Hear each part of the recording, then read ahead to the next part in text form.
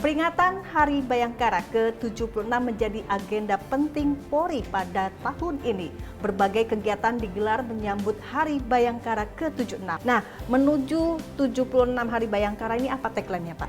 Ya, tagline kita ini yang sekarang kita boleh dikatakan sebagai campaign title kita adalah Road to 76 Polri adalah kita. Apa itu maksudnya, Pak? Polri adalah kita. Polisi adalah kita polisi ini merupakan bagian dari para masyarakat dan masyarakat juga tentunya bagian dari para polisi untuk sama-sama bersinergi dalam rangka menjaga Kamtimas.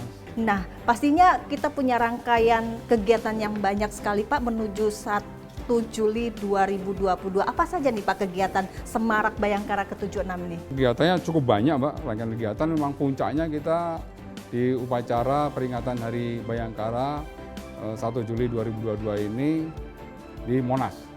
Di Monas nanti? Ya, insya Allah nanti akan dihadirin oleh Bapak Presiden sebagai irup. Kenapa kita pilih di Monas? Monas merupakan salah satu simbol negara kita.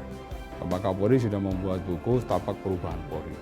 Capaian-capaian Polri selama beliau memimpin juga itu akan kita amplifikasi dan kita akan sosialisasikan kepada masyarakat.